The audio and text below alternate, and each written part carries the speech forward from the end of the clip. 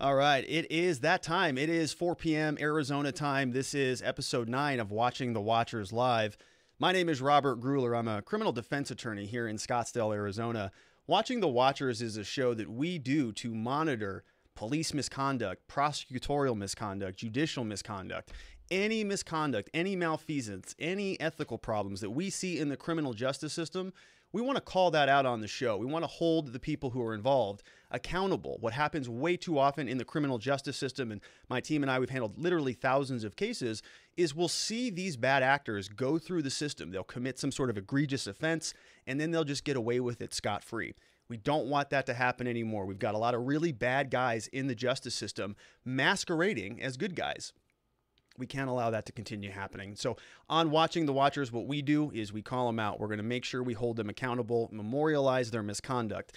Today, we've got a great show lined up for you. We've got some headlines that we're going to cover. We're going to talk about some COVID-19 coronavirus updates that we're seeing throughout Arizona and throughout the United States, specifically in federal prisons. I want to dive into some of those numbers, and I want to tell you about some interesting updates that we're seeing in our court system. So, surprisingly, we're seeing some pretty proactive, really positive developments that are happening within our local criminal justice system out of the Maricopa County Superior Court. Some pretty interesting developments, so I want to talk about those as well today. We're going to be joined at 4:30 by Bob McWhirter, who is running for the county attorney's seat here in Maricopa County. It's a big job. I've previously spoken to two other candidates, Julie Gunnigal and Will Knight, who were here on previous episodes. And so Bob McWhirter is sort of closing out the Democratic primary candidates. We'll have talked to all three of them, and he'll be joining us today at 4:30. He's got a lot of experience. He's somebody who's been very involved in reforming the criminal justice system. And so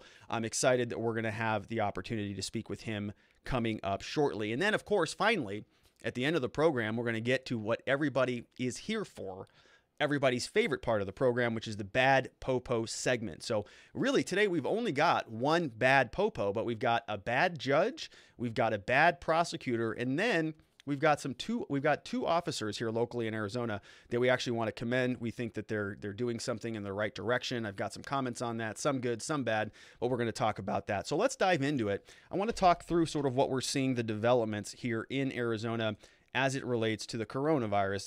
There's a lot of news. It's kind of a fast-paced development cycle that we see. The governor comes out once a week, and then he came out, I think it was yesterday or the day before, May 4th, 2 days ago, and had an updated press conference. So he came out previously the preceding week, and he set some opening deadlines for restaurants and for other non-essential businesses, saying you can open up on these dates. Then he came out on May 4th and actually accelerated it. So he said, I told you we were going to open, but we're actually going to pick up the pace on that. We're going to move a little bit more quickly than we were discussing previously. So we do have some updates from the governor from Arizona. We're going to learn what we're doing. But one of the things I really wanted to highlight was we're seeing some progress, they claim, when it comes to dealing with our prison population and our jail population, people who are in custody at the government's behest. They're in custody because they were arrested. Many of these people have not even been convicted of a crime yet. They've just been arrested and they're sitting in jail waiting for their court dates. And so what we've been saying for a very long time is that a lot of these people should be released. They should release all of the nonviolent, drug offenses, people who have no criminal record, people who are not out there who based on their charges and their situation, who are not high risk to society. We should let those people out. So far from the governor's office, we've gotten absolutely nothing. They've actually been very difficult to work with, according to a number of different reporters. Dave Biscoe from ABC 15, I saw he tweeted recently that they were going to actually start filing lawsuits and getting very aggressive with getting the data, because the governor's office and Arizona in general just simply has not been transparent with their data. We're seeing problematic numbers from the Arizona Department of Health. They're not releasing how many people they're testing, or we think that there are some problems with the numbers. We had Jimmy Jenkins on the show a couple weeks ago, who's been at the forefront of really kind of holding their feet to the fire. And it's the same story as far as he's concerned as well. They're basically not giving information out. And so a lot of these journalists and news organizations are now threatening lawsuits. So anytime that we get some updates from the governor, from the courts, we certainly want to highlight those. On May 4th, the governor came out and said, this is a screenshot from his press conference. He said that they're going to actually expand testing for inmates and correctional officers. So you can see over here, the governor is saying that they're going to take some proactive measures. We heard some talk about the governor saying that they were going to be doing sort of an increased testing blitz. They're going to really get aggressive with their testing. And apparently the governor is now actually incorporating this into his slides, which is a good thing. People have been screaming about this for a long time. We've had a lot of defense attorneys who've been making noise about this. Of course, we had very recently the Maricopa County attorney, Alistair Adele, who came back out and sort of took the other side of it, saying, we don't think anybody should be released. We're not, all this is political. I've got a quote from her I want to revisit here shortly. But it's at least now we know that the governor has it on his radar. He put it in this PowerPoint slide, and that's good. Expand testing capacity for inmates and correctional officers. And that's something I've got some numbers on that we're seeing in the federal courts. People are saying, well, these people are criminals. They've all been convicted of crimes, or they probably have or are going to be convicted of crimes. So what do we care about them for? These are criminals. They're dregs of society. People, for some reason, kind of have that ingrained into their mind from our popular culture and whatnot. But most of these people are very good people. They've just done one thing bad. Traditionally, that's kind of how it works. They go to jail for something that doesn't define who they are, but they still have to go serve their time for that. So the idea that you can just forget about them is completely misguided. But my point is that a lot of people are forgetting about the correctional officers. So these are a lot of people who are in the justice system, and they are getting sick. They're getting sick, and they're spreading the virus around. It goes back to their families. It goes back to the people that they interact with on a daily basis. So if we let it spread throughout our jails and our prisons, it is almost certainly going to infect the correctional officers, all of the prison staff, and those people on a daily basis are going in and out of society. They're dealing with their families and their friends, and they have lives outside of our correctional facilities. So they will be the ones who are going to be sort of in these hot spots, these incubation prison centers where the virus is just ravaging the entire population. They're going to be exposed. It's like the worst case scenario. They're going to take it back into society outside of the correctional facility. So the idea that we just kind of blow off the jails and the prisons doesn't make any sense at all. It's something that I think a lot of focus should be placed upon what's happening within there, because that is sort of a pressure cooker of a coronavirus, and that's certainly going to spill over. We're seeing that, and I want to run through those numbers. Let me catch you up to speed on the rest of the governor's press conference. So we've got a new executive order that's saying that long-term care facility notifications, basically they're going to have to start notifying next of kin and other people at these nursing homes and long-term care facilities. I don't know. I didn't read in the order whether or not this type of policy is going to be transferred over to places like prisons and jails. My guess is not. But they're talking about it, that they're going to be requiring when people do get infected that the people are notified. We're going to see in an article that I'm going to get to very quickly that the federal prisons were not doing a good job of notifying people, and somebody actually died. The way that the next of kin was notified was through the news, not even through the prison system itself. So very, very disturbing. The governor was not clear about if any of these types of policies are going to transfer over into the prison systems or the jail systems. My guess is not. In some good news, so I'm an advocate of people getting back to work. I'm an advocate of ending the shutdown. I think that we've been very compliant, and there's good reason to sort of distrust a lot of what the government is telling us in a lot of different ways. And it's time to get back to work, especially for those people who are healthy.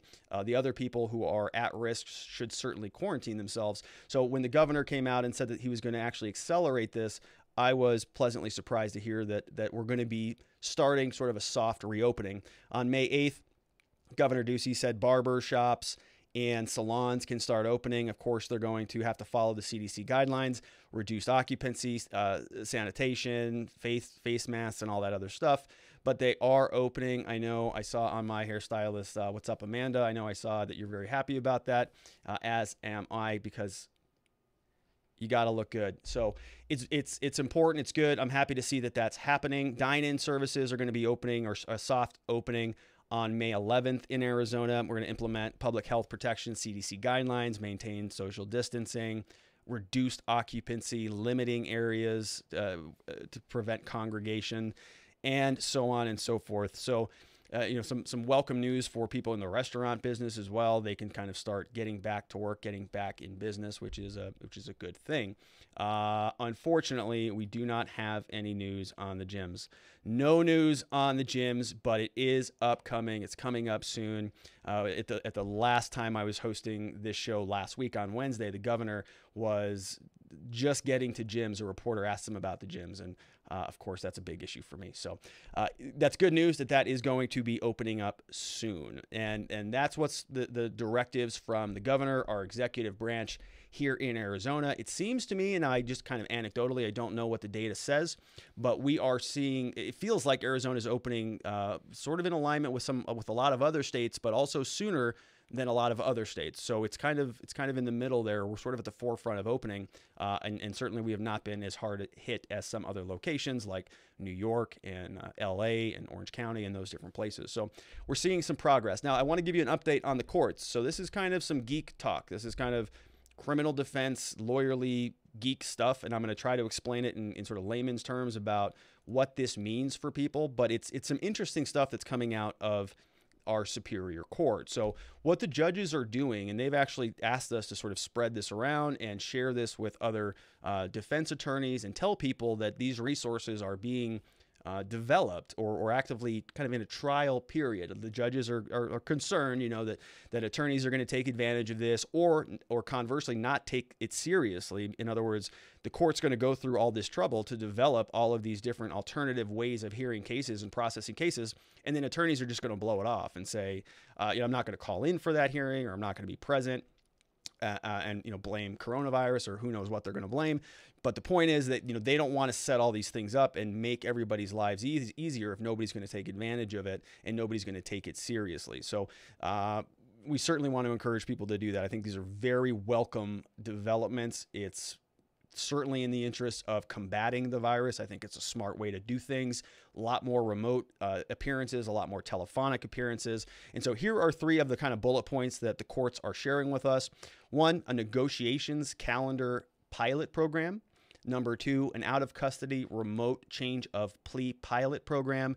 And then a remote RCC, so a remote regional court center pilot program. So what we're seeing here, so let me just kind of give you a quick rundown and explain how each one of these works. So a negotiation calendar pilot program is going to be one where when you're charged with a crime and you're facing serious charges, a big part of how your case gets resolved is through negotiations. Most cases don't go to trial. I think 1% to 3%, kind of on average, of cases go to trial. It's a very low number. It's not a lot, but some of them do. But my point is that most of these things are resolved without a trial. They're resolved by a plea deal. So it takes negotiations from the government, the prosecutors, and the defense and the defendant, our clients, to resolve these cases. And so what the court is doing is they're setting up a negotiations calendar pilot program, that first bullet point there, which means they're going to enable defense attorneys and prosecutors and judges to sort of appear in these telephonic programs and start these negotiations kind of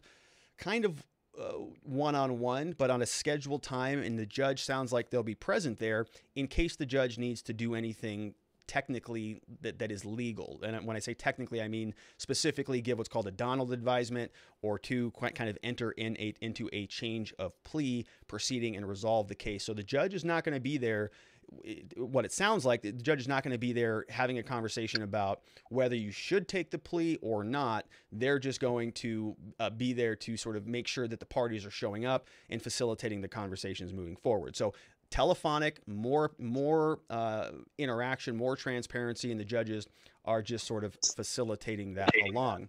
We've also got what the court is telling us that they're going to be doing is an out-of-custody remote change of plea pilot program. So a out-of-custody remote change of plea pilot program. So this means when you do have an agreement, you don't need to drag everybody into court and do these proceedings in person. Do them in front of the courtroom in a room full of people. All of this stuff may be able to be done remotely, and they're going to be facilitating this for people who are out of custody, not in custody. Of course, they're going to be transported to court, but that's a good thing, right? If we have a case that we can resolve without dragging everybody into court, seems like that makes a lot of sense. And then same thing with this remote RCC pilot program. So the RCC pilot program is also going to, it sounds like, be allowing people to appear telephonically for sort of early stage, less complex types of cases. Cases that go through the RCC are typically sort of lower level, first time offenses. They don't involve a whole lot of complicated legal issues. And so they sort of lend themselves to being resolved in a more expedited, more easily sort of approachable manner. So good stuff. Pretty happy to see that we're moving in the right direction in criminal justice reform in a lot of ways, in a way that serves the interest of the defense, the prosecutor, the governments, the courts, provided that, of course, the attorneys and the clients take them seriously. If the court tells you got to be there on a phone call, on a telephonic phone call, and your attorney has to go track you down because you're not taking it seriously, the judge is going to make you come to court the next time. The judge is just going to say, yep, we gave you a shot to show up on the phone. You didn't. So next time you're going to be here, and there may actually be some additional repercussions for that. So some good developments out of the Maricopa County Superior Court. Some bad developments that we've got this was on May 1st.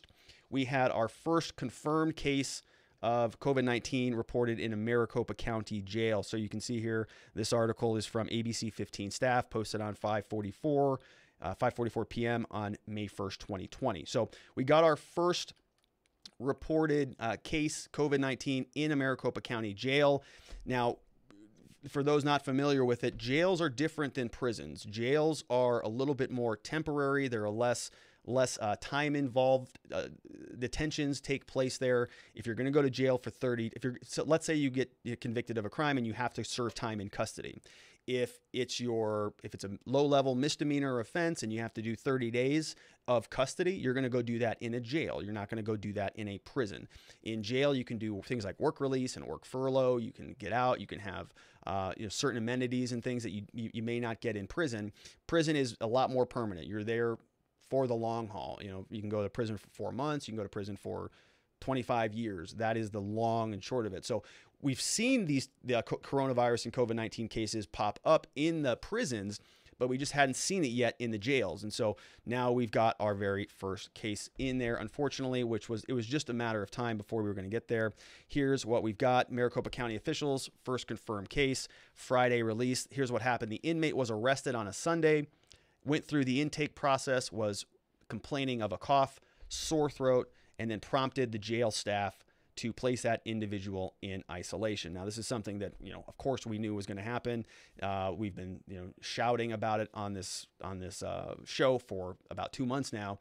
We want less people going into the system. The more and more we hear from our politicians, the mayor that we're going to hear from, the judge that I'm going to cover during our Bad Popo segment, these people are saying they want more people in jail. They want more arrests. They want to round people up and exercise the full authority of the government and the state. And what they're going to be doing is just lumping people into these pressure cookers of the coronavirus. And so Arizona, we've now got our first confirmed case in the jails. We're seeing it also in the prisons, but this was our first case in the jails.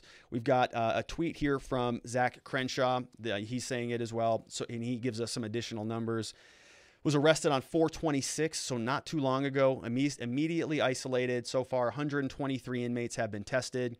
15 are in isolation and 107 negative tests. So we're not seeing huge numbers of anybody that actually has it, but those are just certainly going to go up. What ends up happening is one person gets it, and of course, when you're in the close confines of a jail or a prison, it is just going to spread around like wildfire. So here again are the numbers.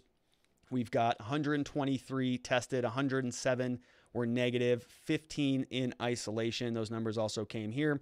And the Maricopa County is essentially, they're telling us that they're continuing to test, but it's such a small number of people who are actually being tested. It's very, very low. I've got those numbers I want to share with you from the federal system. So what we just saw there was very, very small numbers in Arizona. Now, Arizona seems to be kind of further behind a lot of these other states. There are a lot of criminal defense attorneys that I speak to on a weekly basis, and they have thousands of cases in their jails and prisons. So once it sort of breaches that barrier, once the virus gets in past the walls of the jails or the prisons, it just bounces around like a ping pong ball, and it goes and it infects basically everybody.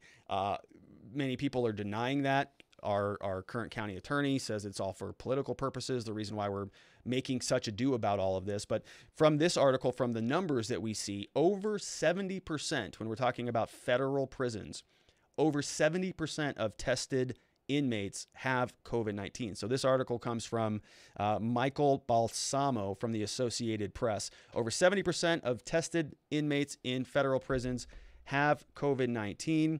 His article says that the testing is really pretty problematic. If you actually read this article tells us a story about a man named Michael who was in federal custody. He was in prison. He caught the coronavirus and he died on April 19th. The article goes on to say that the first word that the family received about their father's illness, so his son, Michael Fleming, his father was Michael Fleming Sr., the father died. The first time that the family heard about this, the first time that the family received notice of the father's illness was the day that he died. That was in the article, from a prison chaplain who was asking if the body should be cremated and where the ashes should be sent. So the prison chaplain calls and says, hey, by the way, your father passed away from the coronavirus. The family had no idea that he was sick. They had no opportunity to have some closure in the final days or to be there to support him. So kind of a dark thing that's happening, and it's pretty sad to see. We see here from the article, Fleming said, they just left us all in the dark. We had to find out from the news what the actual cause of death was. It's kind of screwed up, which of course is an understatement. The article goes on and says, even though officials have stressed infection and death rates inside the prisons are lower compared with outside, new figures provided by the Bureau of Prisons says that 2,700 tests were completed system-wide. Nearly 2,000 have come back positive. Nearly 2,000 of the 2,700 who were tested came back positive. So that's about 70% according to the article. And if you carry on and you read through it, you're going to see that it says that there's about 150,000 people who are in the prison population in total, and they've only tested about 2,700 of those. So if you do the math on that, that's less than 1%. So just based on those numbers, and I don't know how the testing was conducted or whether, what the sampling looked like and, how many different prisons they were pulling samples from, or whether they were just going into some of the major hotspots in places like Ohio and other parts of the country, what the demographics kind of looked like, but it's not good. 70% of the entire population having the coronavirus is not a good thing. That is a lot of people. The problem with that, as I sort of alluded to, is, of course, is massively catastrophic for the people who are going to be infected, for the people in the prisons. Many of them will likely end up dying, and they're going to serve a sentence that's greater than what they're in custody for. They may have agreed to go into custody for 2 years, and they may never leave custody because our prison systems, our government, our society didn't think it was proper to actually make sure that they're getting the medical care, the treatment, or that they're being isolated or quarantined or keeping them housed in essentially cages and just letting the virus rip through the prison system. Nobody's talking about it. That's not fair to say. I'm talking about it. A lot of people are talking about it. But at least in Arizona, a lot of our officials, our governor's spokesperson, our Maricopa County attorney, Alistair Adele, they've all indicated they have no desire to make any changes, no desire to make any type of reform. All they're going to do is just kind of carry on with the status quo, even though this is a big deal.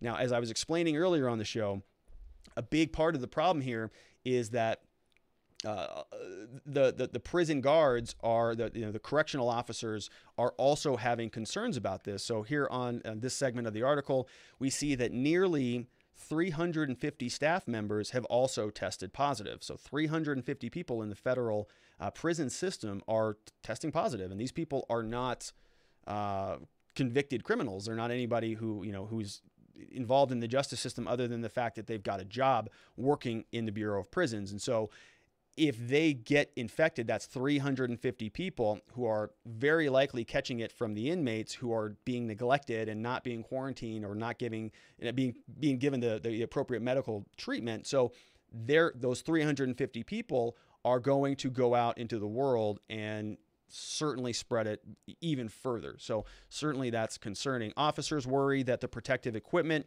they've been given isn't adequate to protect them from the daily contact with inmates, especially at facilities where dozens have tested positives. We're creating things and making masks for the staff, as well as shields and hand sanitizers and all kinds of things. And this has been something, we're talking about federal prisons in this particular article, but this is something that has been a concern in Arizona and many other states as well. We've sort of seen a trend that people who are working in the prison, correctional facilities, in the jails, they just are not, they're not sort of receiving the resources that they claim they need. They say that they're understaffed, they're underserved, they don't have the personal protection equipment that they should have, the tests are not available. And then from a public-facing standpoint, we just don't have really good numbers.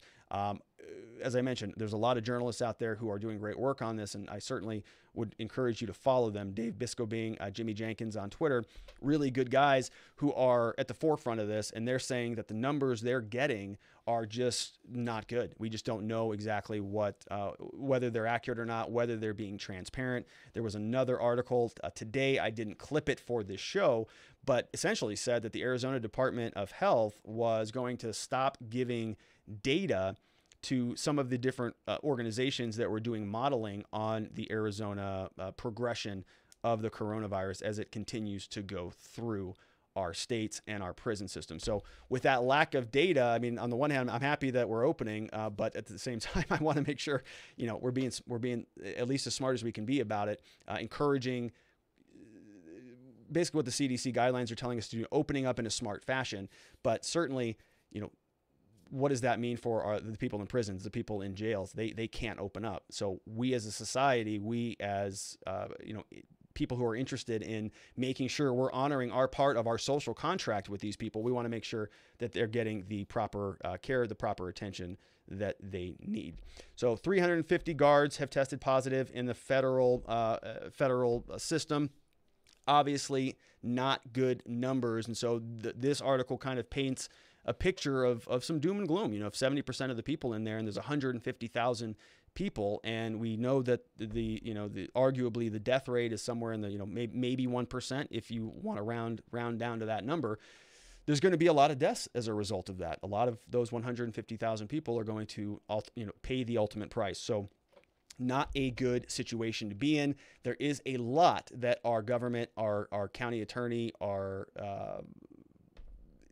anybody in our system can do. They're just not doing it. In fact, they're doing the opposite of it. And so we have that rosy picture painted of the 70% of the federal inmates who have COVID-19. And so what does our current county attorney say about that? So Alistair Adele, I covered this a little bit last week. She says, anybody who's talking about these things, don't let these organizations fool you. Their efforts to release prisoners is not about saving lives. It is about exploiting a public health emergency to forward a political agenda, which of course is not something that I agree with. I think that is a massive overstatement. I know a lot of good people who are working in this space, and their only interest is sort of preserving humanity and helping people survive this situation. And unfortunately, Miss Alistair Adele is not in alignment on that. She calls the efforts essentially a political agenda, and I think elsewhere in the article she calls it propaganda. So a little bit troubling, but fortunately we do have an election coming up, and we have some pretty amazing candidates on the Democratic side who are running for office, and they will be competing with Miss Adele should they win the primary. We're joined by one of those candidates today. His name's Bob McWhirter. He's running for the Maricopa County Attorney's Office, who is that position is a big one. Maricopa County, I think it's the fourth or the fifth biggest jurisdiction in the country, and so it's a big job. We've got a lot of people here, and then I'm going to bring on Bob, but let me tell you a little bit more about him. So he's been a lawyer. He's been working for over 30 years to fight to end mass incarceration. And we're going to talk to him a lot about that. He's been on the state board of the ACLU. He's worked with the Justice Project. He's donated time to the Black Mothers Forum. He's argued 25 times in the Ninth Circuit Court of Appeals. He led the fight against Joe Arpaio. And if you're from Arizona and you remember this, County Attorney Andrew Thomas got disbarred. He led the fight against that as well. So a ton of experience, and somebody I'm excited to talk to, and looks like we're ready to go. And so let me just hit this. Let me flip this over and bring on Bob. Bob, how are you?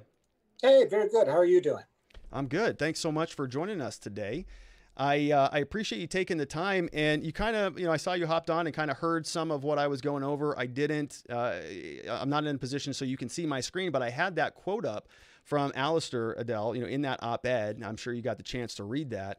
And I just kind of wanted to get your take on that. You're somebody who's been doing this for 30 years, and a lot of your campaign talk is about ending mass incarceration, and you've been involved in all these different organizations doing amazing work. And then, that's kind of what we're dealing with. That's the other side of that. So what's your take? What's your take on that? Well, first of all, I thank you for pointing out my vast experience, which means I find it very fortunate that I'm able to get Zoom to work at my experience level, which means, hey, I didn't grow up with this stuff. Yeah. So I all of a sudden feel very gratified that I pulled this technology off right now. Okay. Some of my less experienced opponents may have found that a bit easier than I do. So let me just start by thanking you very much there. Hey, you did great. It looked beautiful. Easy transition. So I'm glad you made it. Good. Thanks, Robert. Listen, I've thought an awful lot about this and the statement Alistair made. Really, what this situation is doing is begging the question of why should these people have ever been incarcerated in the first place? I kind of analogize this when I hike in the morning.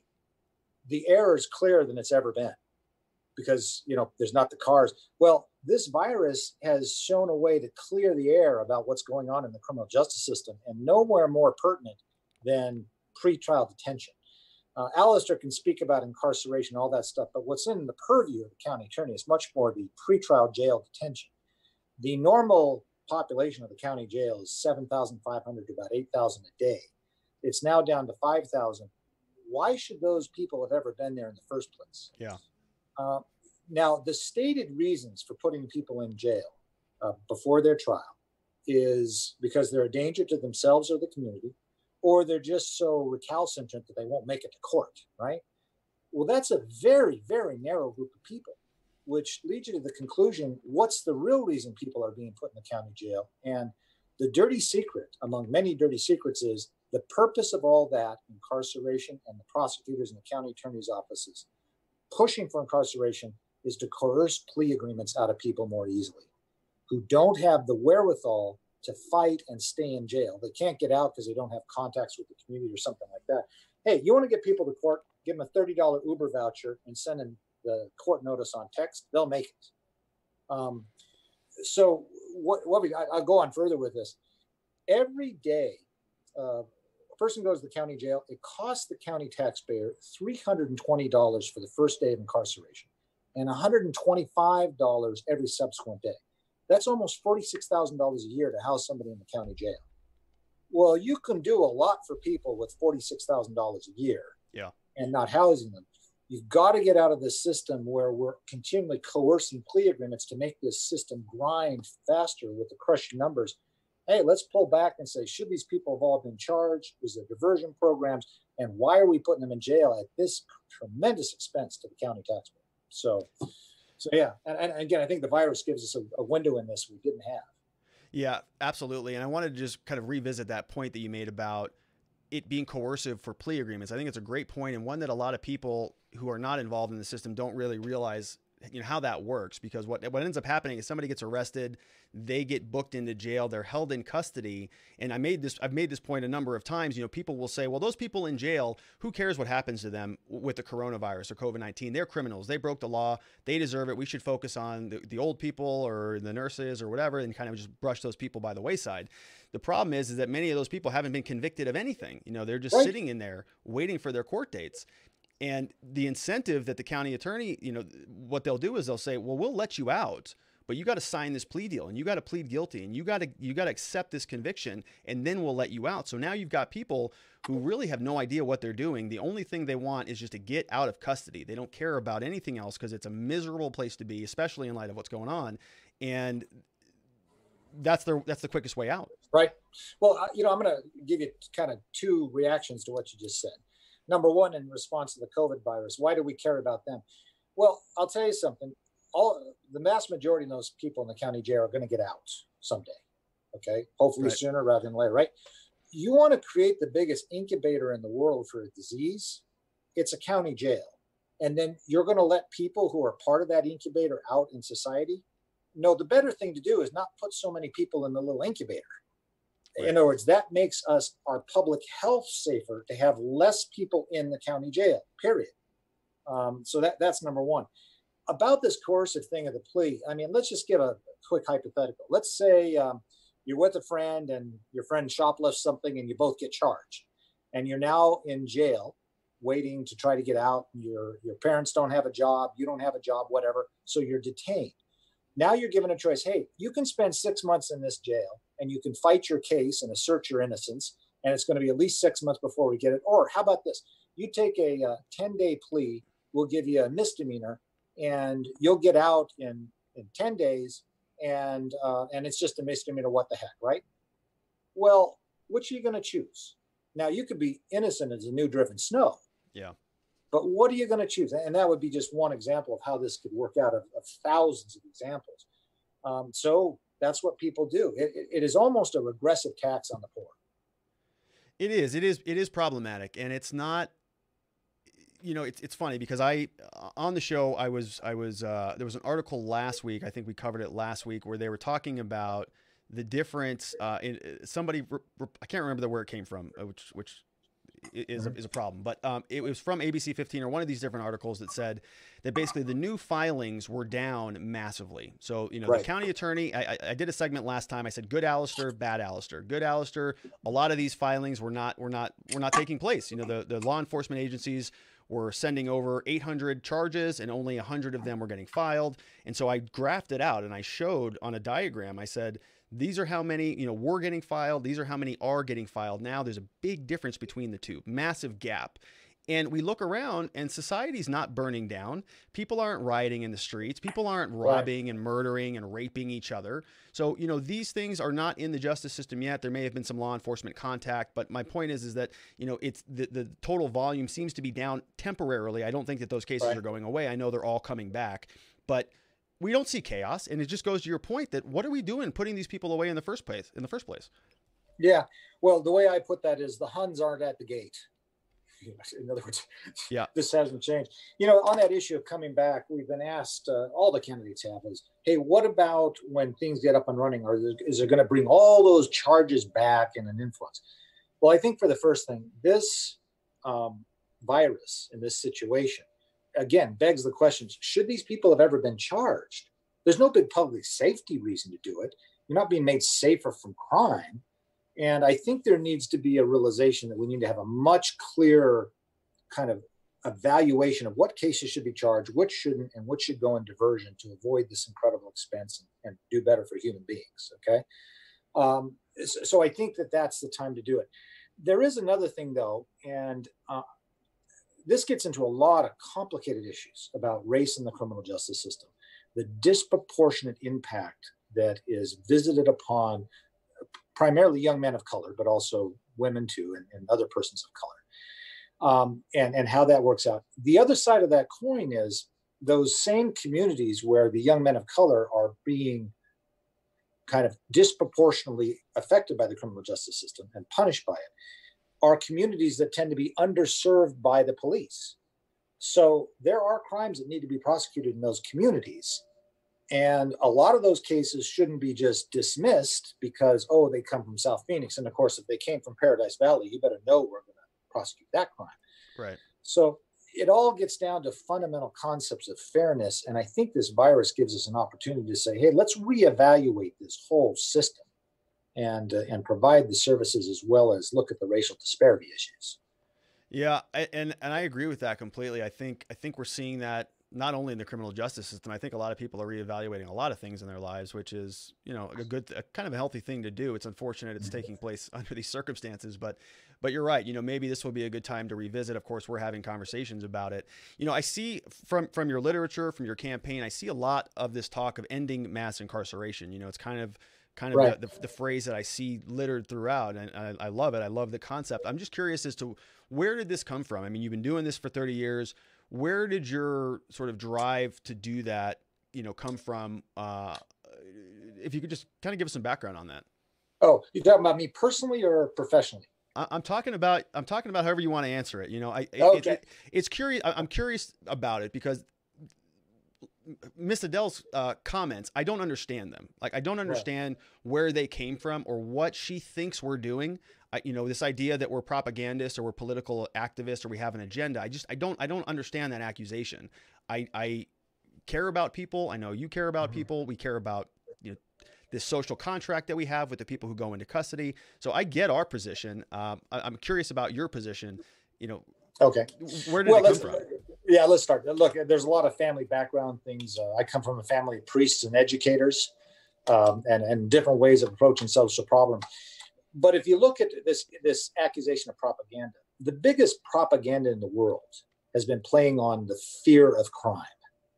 And that has led us to some of the most just simply inane, crazy criminal justice policies and this lock 'em up mentality, playing always using that propaganda to the fear of crime, the fear of others, the fear of them.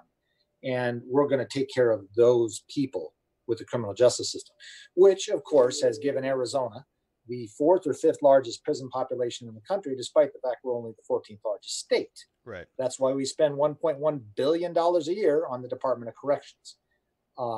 And so when people throw around propaganda, I would argue that Ms. Adele is perpetuating the propaganda piece that has been driving criminal justice for at least 40 years in this state. And I can take you all the way back to the 1970s when Arizona passed the Model Penal Code. My campaign sometimes gets on me about, don't get too professorial. So if I'm getting too far there, please stop me. But they structured the statutes in a way that have designed ways for prosecutors to gain all the power and to so the entity in the system that has the biggest political motive to make sentences higher has all the power without balance, and then they've created the statutory structure for them to do that. And so you can trace this chart to the transfer of power from judges to the prosecutor, right on through the sentencing schemes that are just utterly disproportionate for the crimes that are involved. And now we're in the situation where, the private prison industry gets very happy about things around here. So, well, yeah, it's very profitable for them, this whole system. Yeah. But, I just don't, I don't want to mind read. I don't want to put thoughts into her head, but, is it campaign contributions? Is it lobbying? Is it, the governor? I know a lot of the people that I've referenced on the show, Jimmy Jenkins and Dave Biscobing and some of the guys in the justice reform kind of movement, are asking these questions from the spokesman of the governor, and the governor is swatting it away with no response at all. And I just don't understand that. I don't think they're willing to convince. You've got a real split. And this has been primarily centered in the Republican Party, where you've had the law and order Republicans, who I don't think through how criminal justice affects real people, and they're perfectly fine with disparate criminal justice systems in function. And then you have the fiscal conservative Republicans who at last are coming together with the progressives with the idea of criminal justice reform. You want to stick everybody in the county jail? That's great, but you got to be willing to pay $46,000 a year per inmate in county taxpayer funds. Or they go to the Department of Corrections. You're talking about, depending on how they're housed, probably an average about $26,000 a year, probably more 36,000. But again, it depends on how they're housed. So nobody accounts for this. And I think it's the fiscal conservatives versus the tax and spend conservatives on this issue, which has really been the tension. And it's the tax and spend conservatives that have just controlled this agenda for 40 years. And that's what's gone on with it. Talk about throwing money to a problem without a good result in mind. That's it. Yeah, it's always been an interesting sort of dynamic there that, a lot of the conservatives and the Republican Party claim to be kind of small government, more personal freedom, less imposing, dictatorial arms of our state. And then they turn around and they just support everything that the police do and everything that the county attorney does in the back end. It doesn't make any sense. There seems to be a disconnect there. Yeah. Well, I mean, the police officers and police departments and county sheriffs have been well funded, and jails and prisons have been well funded. And those are huge industries. And I just think it's bad spending, to say the least. So how does somebody, you win the primary, you run against Alistair, you beat her, and now you take over the helm of this massive entity. I think there's 10,000 employees or something. I don't know what the actual number. Yeah. I know thousands and thousands of people who work as part of that organization. How do you go about, making a transition from something where it's very rigid, very strict, authoritarian, no deviations, follow the policy, please get substantially harsher, to your proposal? You've got these 10,000 people who are there. They're used to things running a certain way. Now you take over the ship. How does that transition work? Well, there's a lot of things you have to change. First of all, I just have to point out, I'm the only one with the international management experience to do this. I administered $11.2 million U.S. aid contract in El Salvador to reform the courts and the justice system. So I've got a lot of work in criminal justice reform in Latin America, and worked for that whole year in Spanish to reform the courts and justice system. So you've got to think about things on a large programmatic level about how to do things. I could give you a gazillion examples of what to do. You've got to change culture. Let me just give you one thing. Let's just talk about death penalty prosecutions. At any given time, Maricopa County has between 40 and 50 death cases percolating around. Right now, I believe the last time I checked, it's 43. Each death case costs the Maricopa County taxpayer $1 million a year. Because if you take the defense costs and the prosecution costs and the court costs, that's about $1 million a year. And I think I'm being a little conservative in those costs about what it costs. But let's just say a cool $1 million a year per death case. So that's $43 million a year down the tubes. Now, the county attorney under Bill Montgomery only got the death penalty 34 times. He sought it 285 times, got it 34 times. So he only had a 12% success rate on the death penalty. Well, that means 88% of the time, the county is wasting $1 million a year. An average death case lasts 3 years in Maricopa County. What that clearly shows is the death penalty being used for an illegal purpose, which is to coerce pleas. Now, what it's also done, and this gets to your issue about personnel, how do you begin to deal with this behemoth of a bureaucracy? Yeah. You have created a system where the highest paid prosecutors in the office have the smallest caseload, because they're up there at the top doing the death penalty things. That number has to be drastically reduced to focus just on the worst of the worst. My position personally on the death penalty, I'm the only candidate that's actually fought the death penalty. I'm only the only candidate here who's actually tried a murder case of either party. And I don't personally believe in the death penalty. However, it is the law, and in the right case, it should be sought. I have promised that I will go to the legislature and ask for its repeal, because ultimately the legislature has to do that. One county attorney can't. The backlash with that would be more detrimental. So it has to be imposed in the right case. A county of this size should have about 4, maybe 5 cases at the most. Instead, we have 43. Yeah. And I think right there is a way to free up literally millions of dollars in a county attorney budget that can then be given to the younger attorneys, many of whom are utterly overwhelmed. They're not getting the support and training or the discretion that they deserve to have to do what they want to do. Most county attorneys get into the job because they want to do justice. They want to do what's right. You've got to change that culture to do that. Now, that's just one policy thing on the death penalty. I'll give you another example. The Maricopa County attorney's compensation system has an element called the case complexity score. And what that is it comes from the idea is, look, if you're a prosecutor has a more complicated caseload than others, you should get more money. You should get more compensation, right? The trouble is the deputy county attorneys are in charge of charging their own cases, which means you've just given an economic incentive for every county prosecutor, every deputy prosecutor, to charge the biggest thing they possibly can and the most counts. Yeah. Because ultimately, now there's a certain attenuation to this because cases get shifted around and management and stuff, but you've just created an office environment that is telling people you get compensated by overcharging cases and over prosecuting cases, because that's how you look better in the eyes of your peers. The statements that get made is, we work in a place where doing what is right and just is viewed as weakness.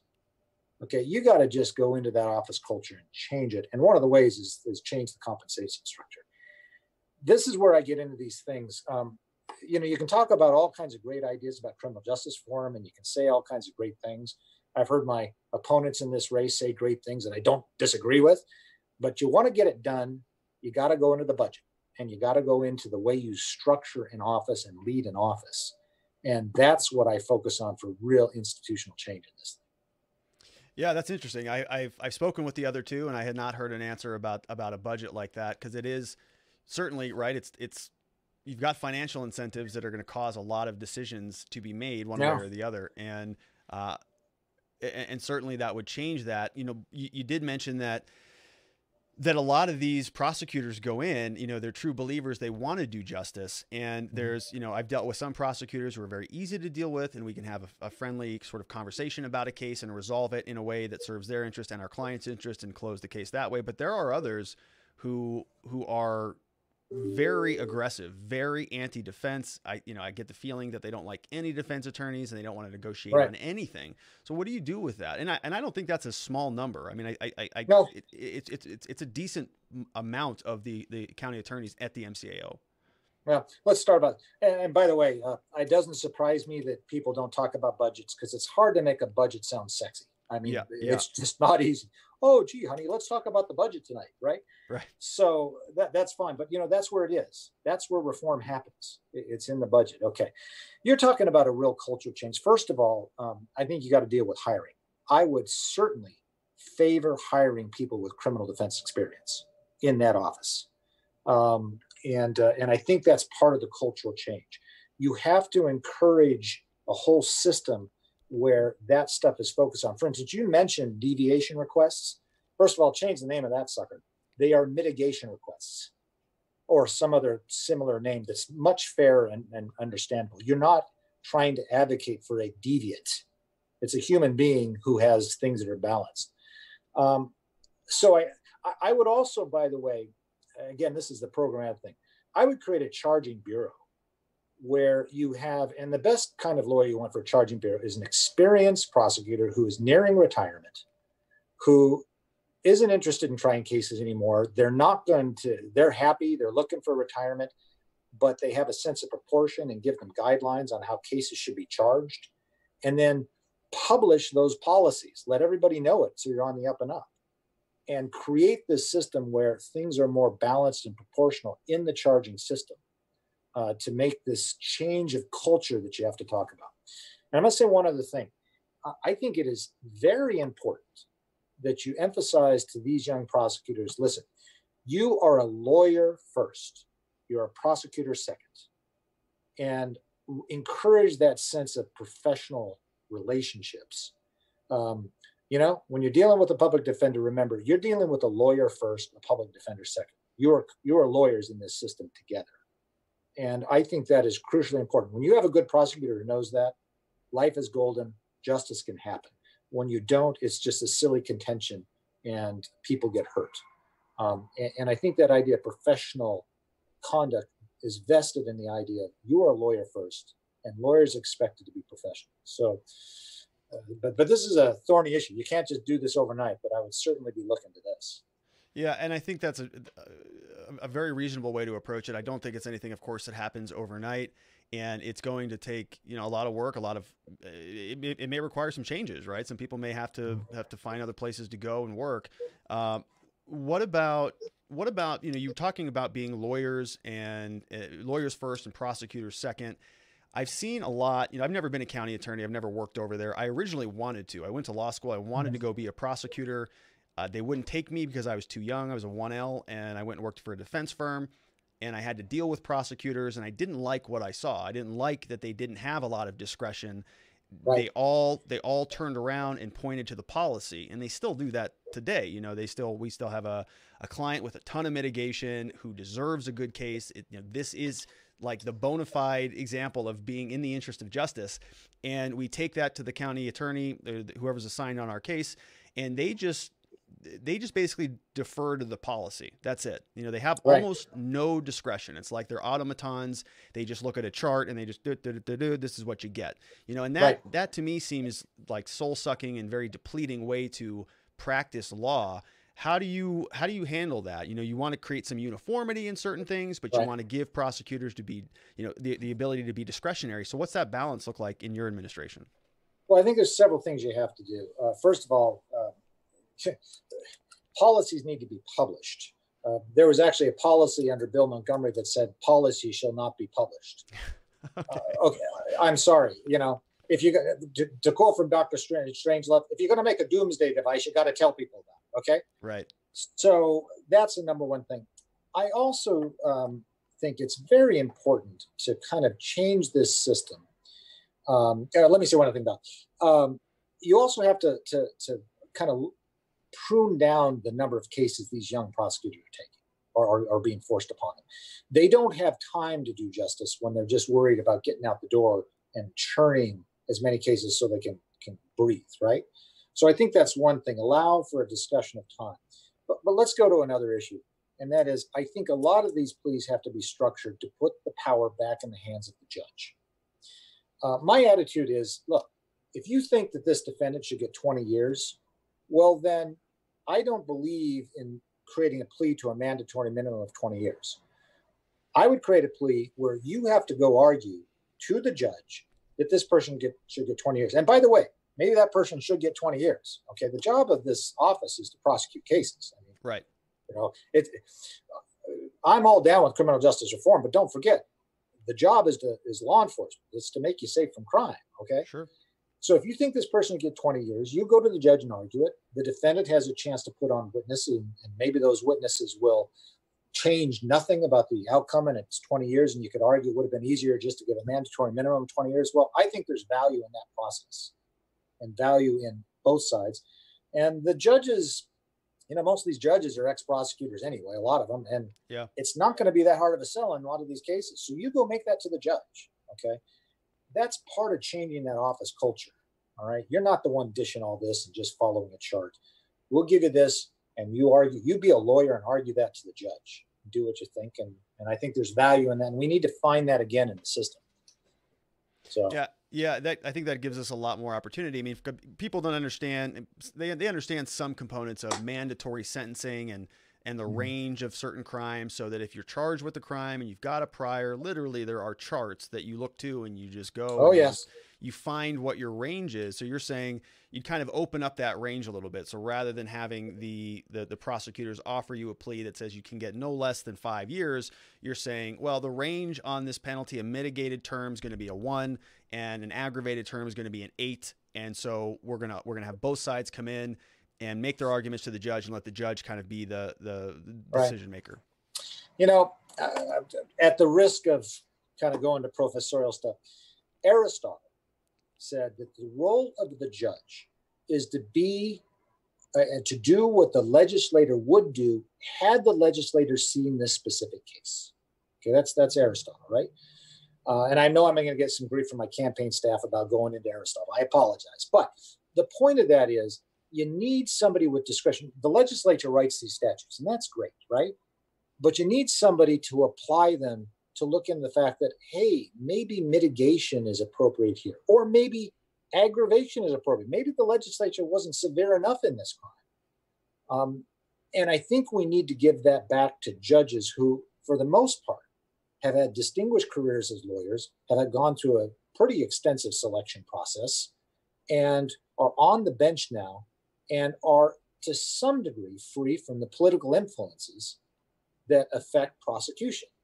It's a wholly different role. I'll give you an example, a case that I had in Tucson, a second-degree murder case where I was defending a young kid, a good kid. And I was going for kind of a mitigation from the prosecutor, and his response was, well, we can't give that to you. I saw the strength of my case, and we just can't justify it. Okay, that is a perfectly appropriate thing for a prosecutor to say.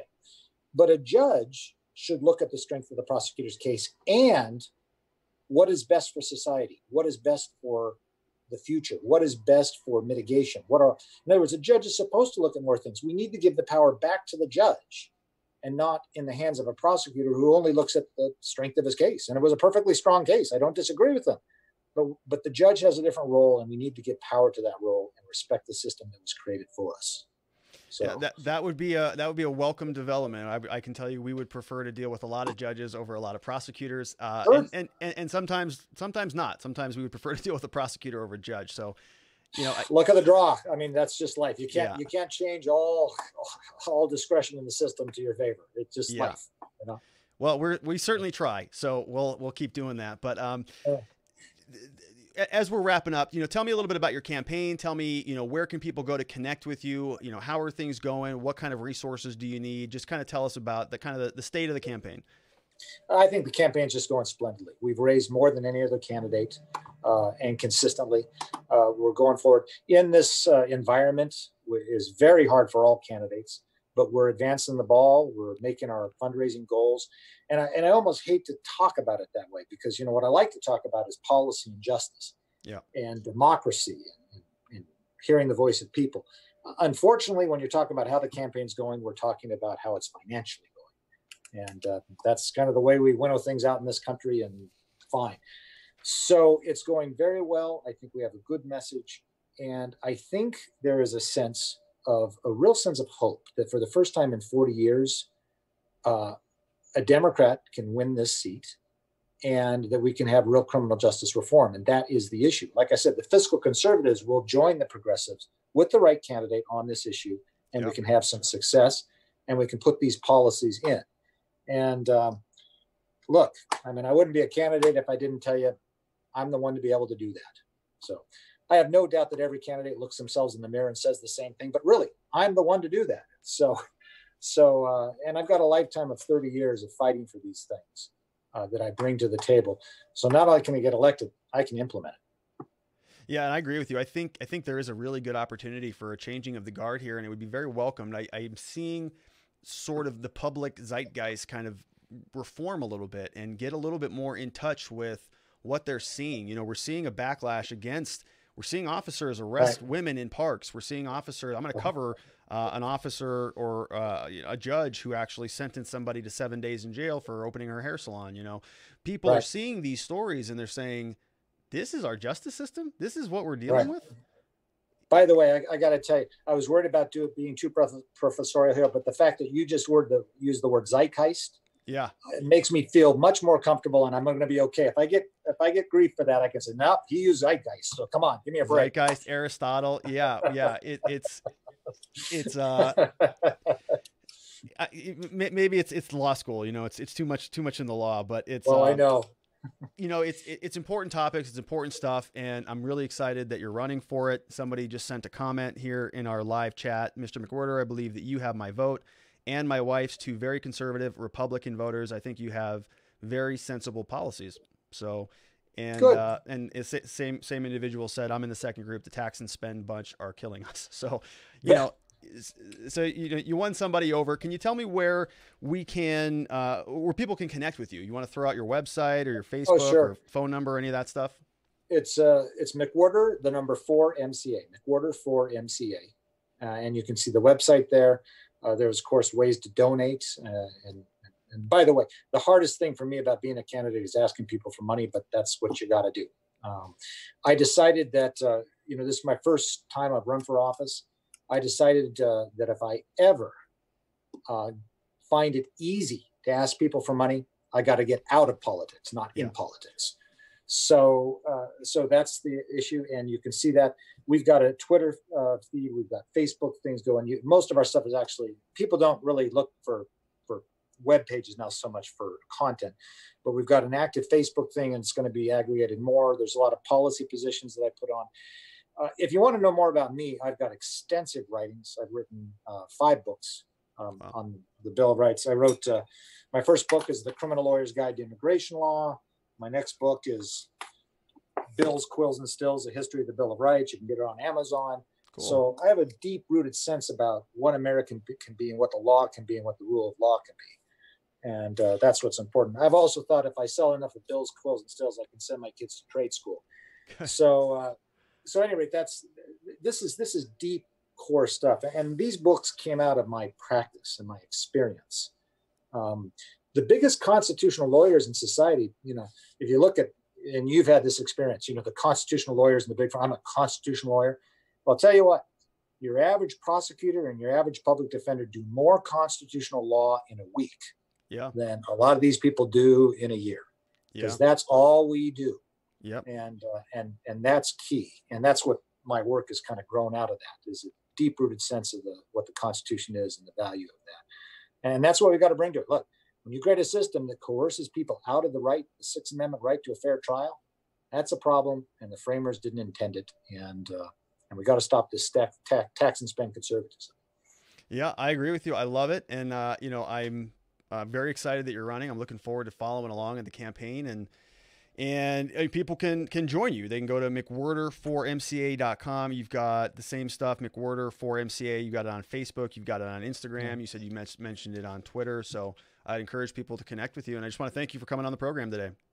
Been a great pleasure. Thank you for your work. I think you give a real service here. Thank you. Thank you very much, Bob. So we'll talk to you later. Take care. Very good. Take care. All right. So that was Bob McWhirter, and he is running for county attorney.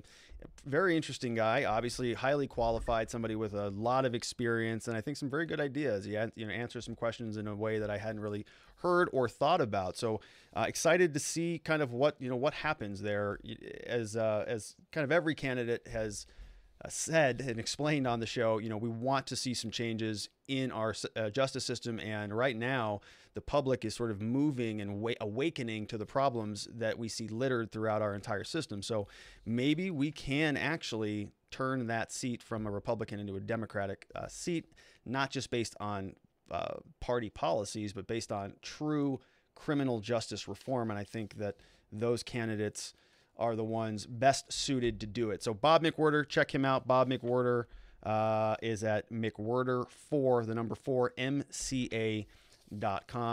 And we're super happy that he took the time to join us today. Now, we have to go to the next segment. And of course, it's everybody's favorite part of the broadcast. It's the reason you tune in every single Wednesday, is because you want to know who is this week's Bad Popo. We've got some really bad popo.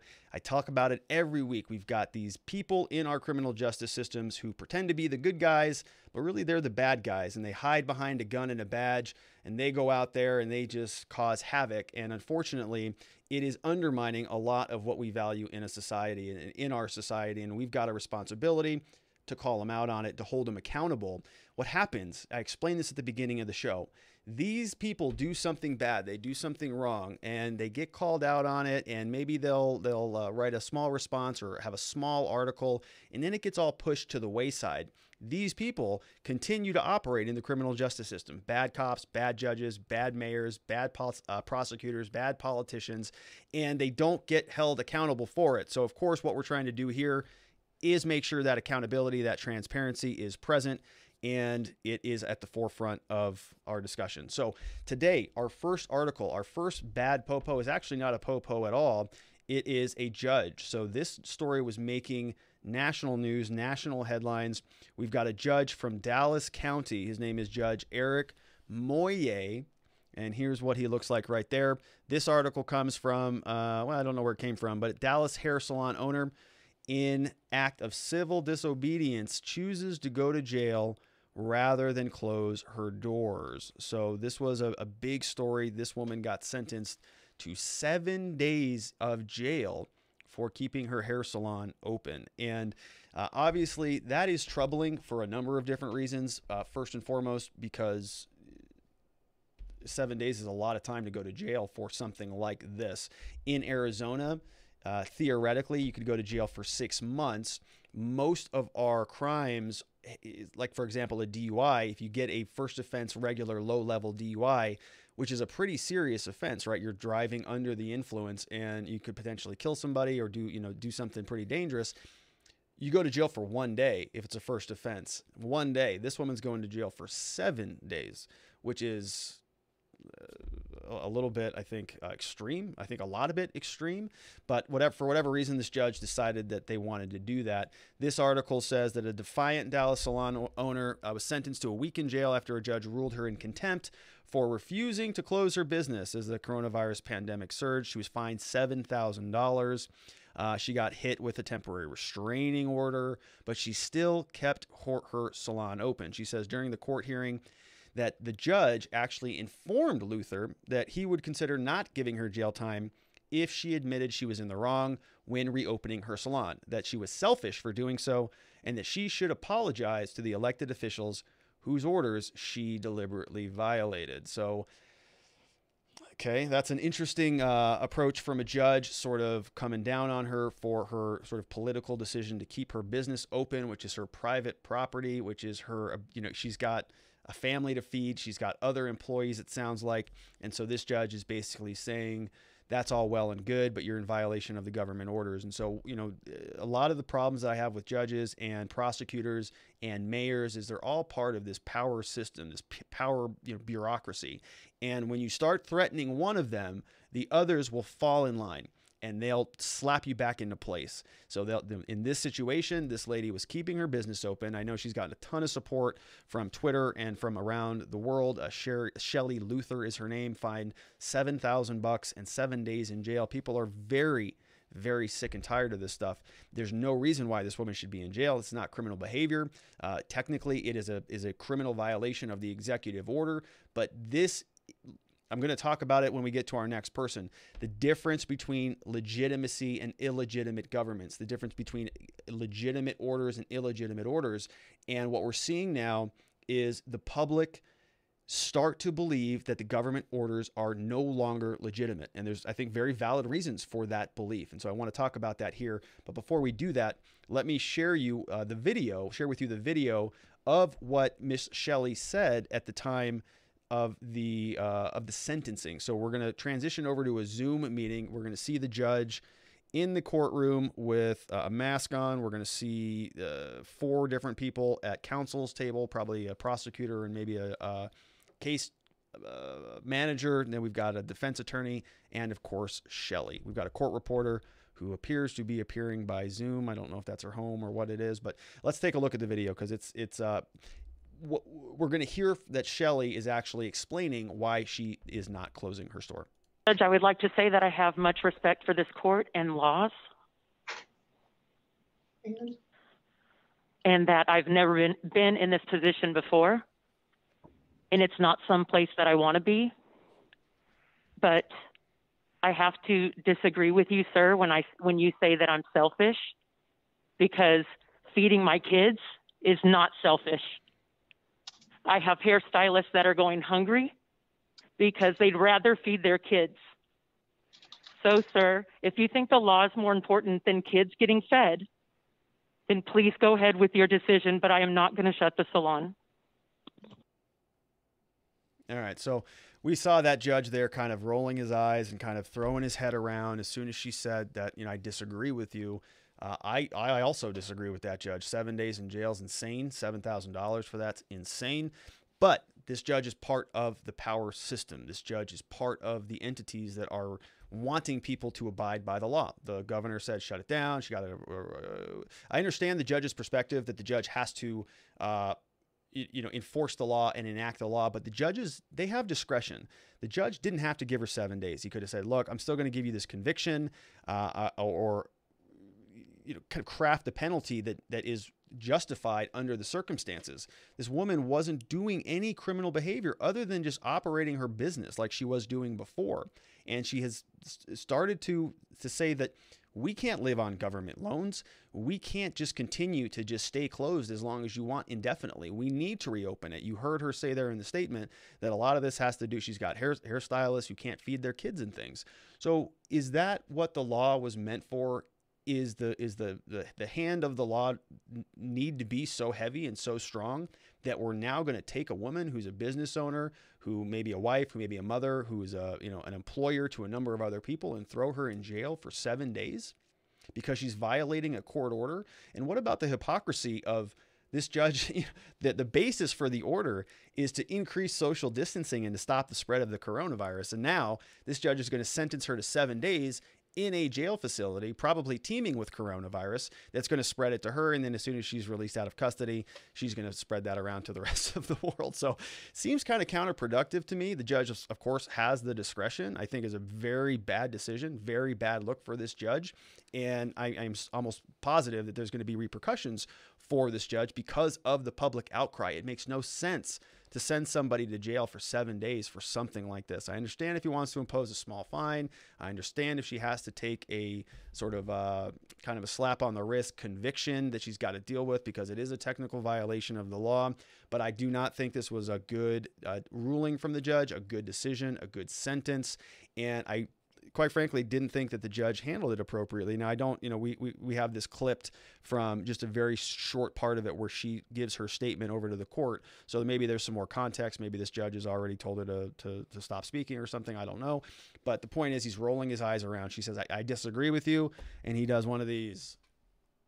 Like, oh, you're disagreeing with me? I'm the judge. I'm the authority figure. How dare you disagree with me? Therefore, you're going to go to jail for 7 days. So not a good look. I think very vindictive and just quite frankly unfair and not in the interest of justice at all. These judges take oaths. Lawyers take oaths to uphold justice. To me, that does not sound like justice whatsoever. So we're going to call this judge a bad judge. Bad judge. Not a bad popo, but certainly a bad judge. Hopefully, there is some self-reflection that takes place after that ridiculous sentence.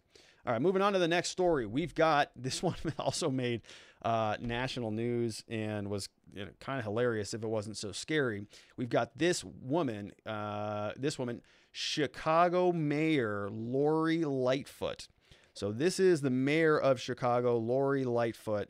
And she went on this this press conference kind of rampage, which was kind of hilarious. She was saying that basically she's not playing around anymore. You better listen to my lockdown order. I am the person who is in charge of your life and the life of this city. And if you are not listening to me, there will be repercussions coming your direction. So here's what she said on Twitter. Ridiculous. I'm not playing. Stay home, your own home, save lives. I'm not playing. So, okay. So that's her statement on the coronavirus. She actually gives a press conference that is quite ridiculous. And so let's take a look. Let's see what she's saying here. All right. Now, I've directed Superintendent Brown to order all police districts to give special attention to these parties. And this is how it's going to be. We will shut you down. We will cite you. And if we need to, we will arrest you and we will take you to jail, period. There should be nothing unambiguous about that. Don't make us treat you like a criminal. But if you act like a criminal and you violate the law and you refuse to do what is necessary to save lives in the city in the middle of a pandemic, we will take you to jail, period. Yeah, so absolutely ridiculous, right? The idea is that the lockdown order is to stop people from congregating together. It's to increase social distancing. It's to flatten the curve. It's to make sure that we don't run out of capacity. So what this lady is saying is that now they're just going to go arrest you and they're going to take you into a jail where there is no social distancing, where there are less resources, and we're going to lock your ass up because you're not listening to our orders. And we're seeing more and more out of this from a lot of different politicians throughout the country. These people get up there and they use a lot of hyperbole, meaning they're just out there throwing words around that really a lot of people just don't find a basis in fact for. So she's out there saying, we're going to save lives and we're going to stop these parties, and you're going to listen or you're going to jail. We're going to cite you, we're going to arrest you, and we're going to throw you in jail. Which, again, it doesn't align with the purpose of the entire lockdown order. So she wants more contact between people. She wants to put you in a prison or a jail and charge you with the crime for being open, for living your lives, for running your business. So she's kind of dogpiling on this popular sentiment that they've got to get really tough with you. The issue that I have about this, and I touched on this previously when we're talking about how does a government function? What is the legitimate role of a government? The reason why the government works, the reason why we continue to vote, the reason why we continue to interact with the criminal justice system is because we believe it to be legitimate. Most of us do, or we at least believe that there is some level of legitimacy to it. We understand that the government serves some sort of a function. Okay, I have a lot of disagreements with the government, a lot of problems with the government, but I understand the need for it. I understand why they're here. I understand what they're trying to do. And so we acquiesce to it to a certain extent. Now, as a criminal defense attorney, we are trying to fight a lot of what the government does on a daily basis. But by and large, we accept what they do and what they say because they have some sense of legitimacy.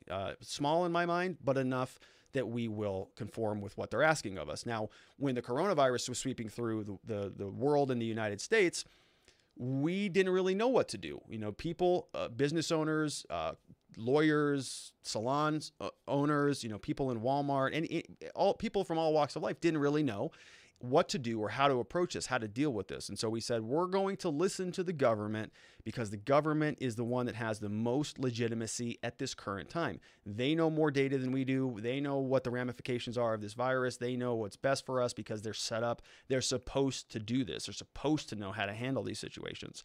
So we say, okay, we're going to close shop for a little bit. The government imposes some lockdowns and some mandates. We're going to agree to that for a certain period of time. But after a certain period of time, when the government doesn't have any answers for us, when everything we hear is basically wrong, every single expert witness expert doctor, and you know, they've all had incorrect analyses. They've all told us we were going to have 2 million dead, and then they moved those goalposts. Those numbers are way down, dramatically down from what the initial assessments were. But then they come back out and they say, well, 2 million dead was only without any mitigation, and now it's supposed to be a lot lower. And so they're moving the goalposts. They're all changing their numbers. Even the World Health Organization was saying masks are useless, and now everybody's saying, well, masks are actually very great for you. So nobody knows what they're talking about. If anything is clear about this coronavirus situation, is that nobody knows anything, really. They're all making their best guess, and they're all operating in a way that's going to kind of secure their power base or kind of manipulate what they can do with their population. It's all a political motivation. So, you know, this woman comes out and she starts throwing these things around. Now, the legitimacy of the government lockdowns and all of these orders is evaporating by the day. We're seeing that. There was an article out from Apple that said that basically their location data, they can see location data in aggregate of everybody with an iPhone. They're saying that people are moving around. Whether the governments are ending the quarantine or not, people are ending the quarantine themselves. People are tired of this.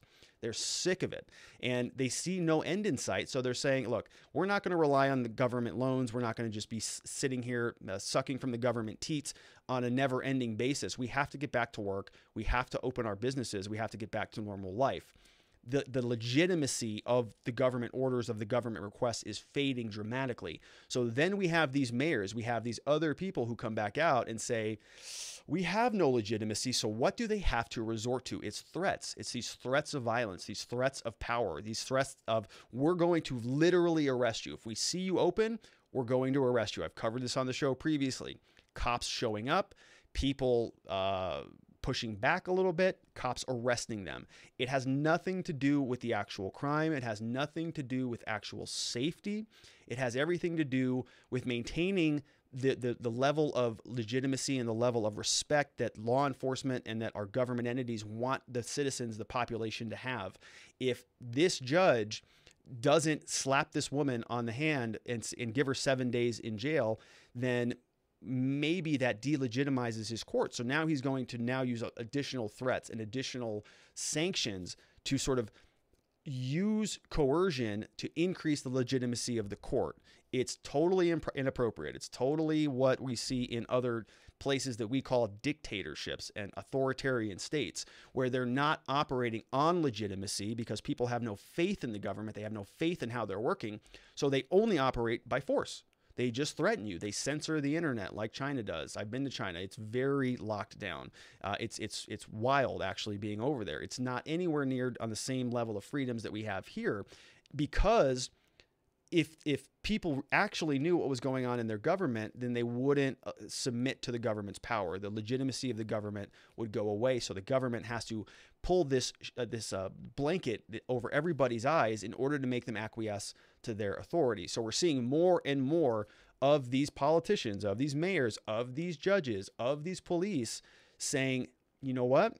The population is getting a little bit unruly and we don't like that. So now the pendulum has to swing back the other way and they're going to start cracking heads. And we're seeing that. We're seeing this on the show today. So not a good trend and pretty disappointing. And of course, this woman is not a popo, but she is a bad mayor. And so we're going to give her the bad mayor scolding.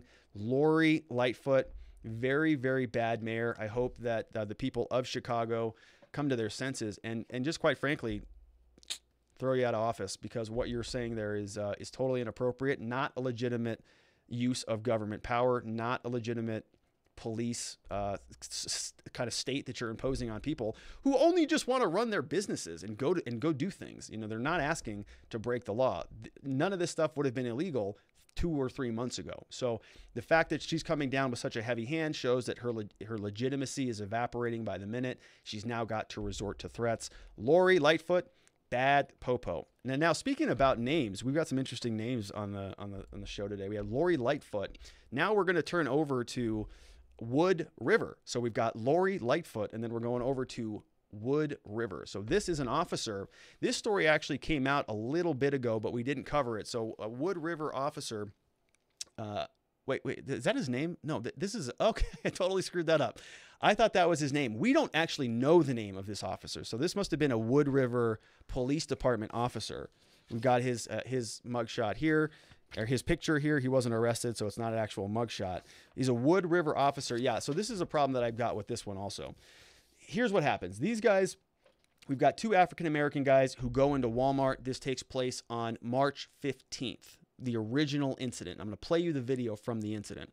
March 15th, if you recall, the national emergency order went into effect on March 13th. So 2 days after the national order, these 2 guys go into a Walmart and they start getting followed by this cop. Now they've got face masks on, so you'll see it in the video, and then this cop just starts kind of following them through this. Now I want you to watch his demeanor, his body language, because I'm going to read you what their response was. So as much as I have problems with the cops and how they treat these people, this guy is clearly basically harassing these 2 guys for no reason whatsoever. But my problem is not with his underlying incident, but also the response from the police department. So let me play the video, and then I'm going to read you their response, and we're going to break it down because it's asinine how they actually respond to these things. Let's take a look. All right, content warning on that. I forgot about that content warning. So if you have kids in the car and you're listening to the show live, apologies for the content warning on that. But you know, this is pretty standard stuff. You know, these guys, 2 African-American guys, are going to Walmart. You got a white cop who sees them with masks on, and of course he's got to go over there and he's got to talk to them. And so what ends up happening is he asks them for some ID, and they're like, "Dude, we're in Walmart. What do you want from us?" And they say no, and so he basically starts walking them out. Now you can see in the video, if you listen very closely, he says, "I didn't ask you to leave," and they're kind of leaving on their own volition. Now that's great. He didn't ask him to do that. As you're watching the video, he's holding, it's either his gun or his taser. He's got his hand on his gun or his taser, just walking, kind of straddling behind these 2 gentlemen, walking out of Walmart. So if that's not a threatening type of a body language maneuver, I don't know what is. But you know, holding your gun and walking behind somebody is a threatening disposition. These 2 guys were just in Walmart. Didn't look like they were causing any trouble to me. Looked pretty disappointed that this whole interaction was happening and that this cop was singling them out. There were many other people in Walmart. He goes up to them because they have a mask on, and of course because they're black, I'm sure. So here's what the actual response was from Police Chief Brad Wells. Released a follow-up statement to the incident, and I want to read through some of it with you. On March 15th, and here's this really bothers me. On March 15th, 2020, an officer with the Wood River Police Department. So I thought the guy's name was Wood River for some reason, but I made a mistake on that. But they don't name the guy. An officer with Wood River Police Department. What's the dude's name? What's this guy's name? Can we look him up? Does he have any other incidents? Does he have any history of racist nonsense with other guys? We don't know. So this guy is going to just go through this. He's going to be recorded on video, and he's going to be protected by the department. We don't know his name. The department won't even release his name. So he just kind of gets to live in obscurity. He's on the internet. His face is memorialized, but there's no name associated with that. So this guy can't get called out on a name basis. Now, I'm not asking people to dox any of these cops or any of those people or go after them personally, but let's tie your conduct to your name, my friend. You should own your behavior. Why are you hiding behind the veil, behind the facade of the police department? Why does your police chief have to come out and answer for your bad, racist, nonsense behavior? That's on you. If I have a problem, if a client has a problem with me, they file a bar complaint. It goes on my name and I have to deal with it.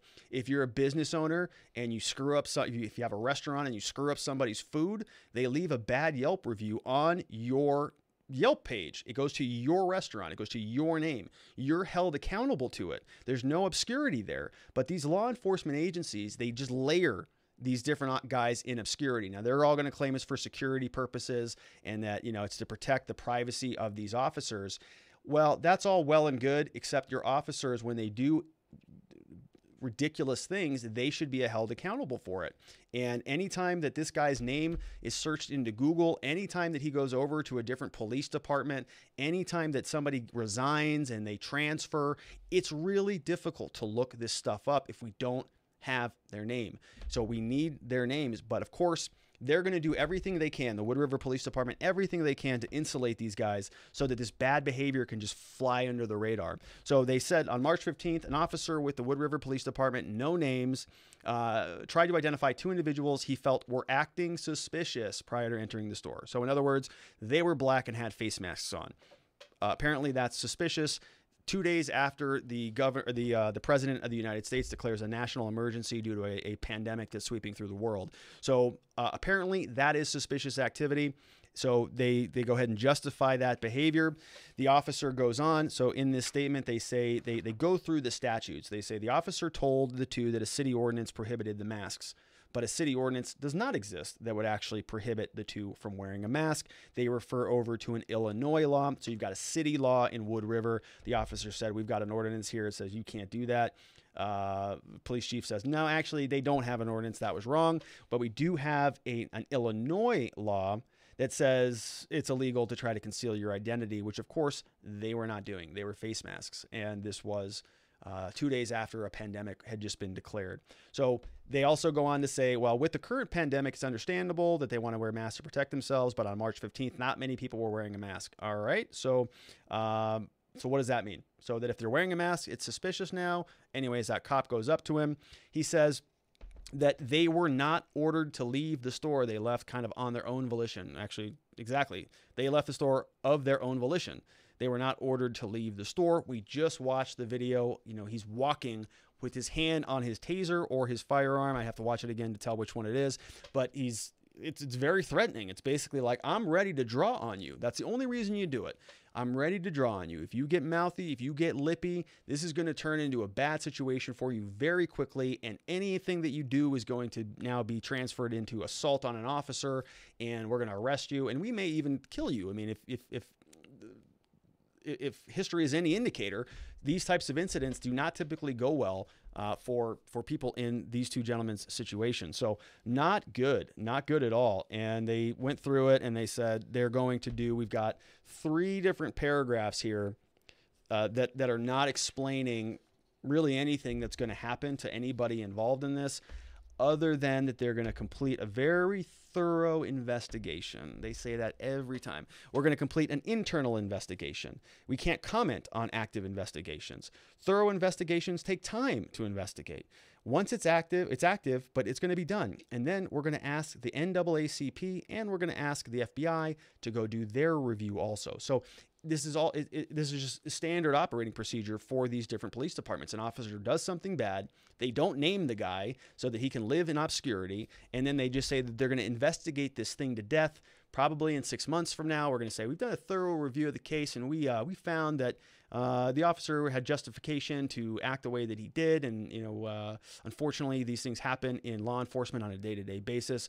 Our heroic men and women of our law enforcement agencies are out there protecting people on a day-to-day basis by throwing African Americans wearing face masks out of the store, and they're just going to sweep the whole thing under the rug. This guy's going to have no accountability at all, probably won't even end up on a Brady list, won't have any mark in his file over this whole situation, and very likely will continue to do it again. Just continue to collect the paycheck, just continue to be out there on the force, engaging in these interactions on a daily basis. So very disappointing to the Wood River Police Department for not ever actually identifying this guy.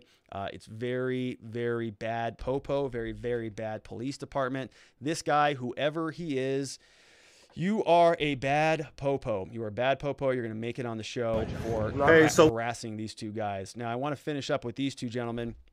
We put them in the good popo category today. Good popo is not something we normally talk about, but given the context of where we're at in our criminal justice system, given that I just showed you a judge who threw somebody in jail, given that I had a mayor on there who just said that she was going to arrest people, and she's not kidding, and she pronounced her P's very poignantly, very pointedly as she was speaking into the microphone. So you've got these people, you see this trend, you see the officers throwing people out of Walmart. Last week we covered officers going into Wickenburg or Winslow, somewhere in Arizona, and arresting somebody who was in his store minding his own business, walking in, throwing him in handcuffs, and walking him right out. We see women getting arrested at parks for playing with their kids. We see officers showing up on houses of moms saying your kids can't go play with the neighbors across the street. We see incident after incident of just psychotic behavior from our government and from our law enforcement officials who are just following orders. That's all they're doing, is just following orders, like good old bootlickers, just whatever I'm commanded to do, I'm just going to go do it. We've got two sheriffs out of Arizona who are not going to do that. We've got two guys. We've got Mojave County Sheriff Doug Schuster and Pinal County Sheriff Mark Lamb, who have both indicated that they're not going to hand out fines, citations. They're not going to arrest people who are disobeying our governor's mandate to close. They're just not going to do it. So on the one hand, that's very good that they're not following in line. They're not following the trend of a lot of these other law enforcement officials. I commend those two guys for doing that. Good popo on that, sort of bucking the trend. Certainly, I've got concerns over that as well, because I've got concerns with basically everything that our law enforcement does. But I was speaking with another attorney. It's not the fact that they went ahead and said we're going to not enforce these crimes is great. There are a lot of other crimes that probably shouldn't be enforced. Things like stupid low-level marijuana offenses. These two guys are still putting people in jail for those. So, they're kind of being a little bit selective in what they want to enforce and not enforce. But if they're doing something in a positive direction, if they're being willing to not enforce some of these really ridiculous orders, we're going to give them kudos on that. And we'll deal with the other stuff at a later time. So, hats off, good popo to Maricopa County Sheriff Doug Schuster, Pinal County Sheriff Mark Lamb for just not going along with all of these orders on a day-to-day basis. So let's see here. We've got a couple comments, and we'll get to those at a later date. But looks like somebody had a question about this stream. I think we're having some buffering or some lag or something like that. So a lot of comments, his feelings were hurt, power hungry jerk. That comes from Becca. We've got a Republican voter who's going to be voting for Bob McWhirter. Jails are filthy. The worst incubator of all is the filthy holding cells at the Madison Street Jail. Proper PPE is important. So is hygiene. Keeping the prisoners and the facilities clean are difficult at best. Yeah, a lot of comments, a lot of people just sort of in agreement with a lot of the things we're talking about here. And it's pretty neat. I'm super excited that we've got some activity in the feed, in the live stream, because it's important. This stuff is an ongoing conversation, and the more people we can get engaged in this, the more people that we are seeing on a day-to-day basis who call our governors, call our representatives, call our police chiefs, call our county attorneys, vote in the election. This is something that we can cause this change. We just heard from Bob McWhirter, who said things may be changing. This may be a great opportunity to really address some of the systemic problems in our criminal justice system. And all it takes is us to be a little bit more active, a little bit more involved. So I really appreciate you being here, being a part of the show, being active, being engaged. I hope over these last 3 weeks or so, you've had a good opportunity to meet with some of the candidates who are running in the Democratic primary. We're going to continue that conversation forward, moving on into the weeks that come. So I want to thank you again for being here. Remember to subscribe, remember to like, remember to share this show. If you know anybody who's interested in these types of issues, invite them to the Facebook group or send them the link to our YouTube channel to subscribe, because it's only with sort of an increase of our voice and our activity that we can really actually cause the change that we want to see. Despite what some other people may say about this being political propaganda, you know, what we're trying to do here is really help people who are good people who just need some additional resources, who need a little bit of love from society, who need a little bit of rehabilitation, but are otherwise good, deserving people who deserve to be, you know, with us and with their families, with their friends, and in society. So that's what we're doing here on Watching the Watchers. Once again, thanks for being here. We'll see you next week, Wednesday, 4 p.m. Arizona time, right back here. In the meantime, have yourself a wonderful week, and I'll see you next week.